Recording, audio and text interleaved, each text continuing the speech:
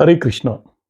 जब हम astrological remedies करते हैं या एस्ट्रोलॉजिकल रेमेडीज की बात करते हैं, कोई भी एस्ट्रोलॉजिकल रेमेडी तब तक कामयाब नहीं हो सकती जब तक कि हम अपने इष्ट देव की आराधना ना करें। अब क्वेश्चन अराइज होता है कि इष्ट देव हमें पता कैसे चलेगा? आपकी जन्म कुंडली में इष्ट देव आसानी से मालूम कर सकते हो। आपकी कुंडली के सभी ग्रहों में राहु और केतु को छोड़कर जिस भी ग्रह की डिग्री सबसे ज्यादा होती है, उसे आपकी आत्मा का कारक, आत्म कारक ग्रह बोलते हैं। अब ये आत्मकारक ग्रह आपका इष्ट देव निकालने में आपकी मदद करेगा। आप D20 चार्ट में चले जाइए। विम शामसा चार्ट उसे बोलते हैं। ये आपकी स्पिरिचुअलिटी, आध्यात्मिक वृद्धि के लिए ये चार्ट कुंडली बनी होती है, जो कि आपकी मोक्ष की प्राप्ति के लिए है और आपके पिछले जन्म के कर्मों का लेखा जोखा इसी कुंडली के अंदर होगा।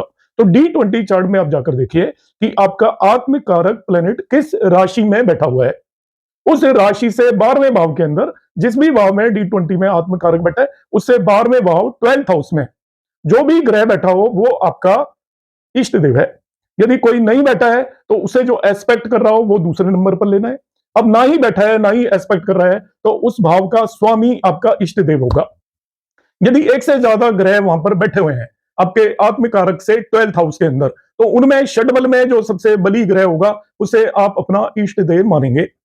अब आपके 9 ग्रहों में से कोई भी इष्ट देव होगा। आपको कोई भी एस्ट्रोलॉजिकल रेमेडी करनी है तो उस इष्ट देव की आराधना किए बगैर बिल्कुल मत कीजिए। अब हमारे 9 इष्ट देव हुए तो किसकी क्या आराधना करनी है? आपका इष्ट देव यदि सूर्य आता है तो भगवान श्री राम की आराधना करिए। आप रामचरितमानस का नियमित तौर पर पाठ कर लीजिए।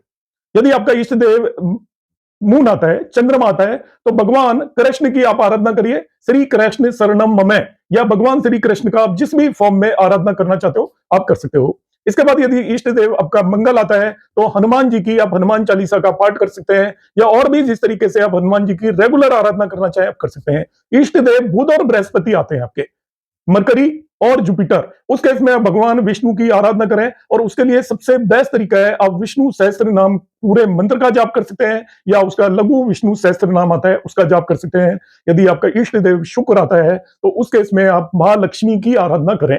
इष्ट देव यदि शनि आता है तो स्वयं शनि देव की आराधना कर सकते हैं, भगवान विष्णु की भी आराधना आप कर सकते हैं। इसके बाद इष्ट देव यदि आपका राहु आता है तो माँ दुर्गा की आराधना करें, और इष्ट देव यदि केतु आता है तो भगवान श्री गणेश की आराधना करें। आपकी एस्ट्रोलॉजिकल रेमेडीज आपको जरूर लाभ पहुंचाएंगी। और इसी तरीके की रेमेडीज यदि आप जानना चाहते हो तो हमारा एक कोर्स आने वाला है एस्ट्रोलॉजिकल रेमेडीज का, जिसे आप ज्वाइन कर सकते हो। हमारा नंबर है 9013798899। नमस्कार, हरे कृष्णा।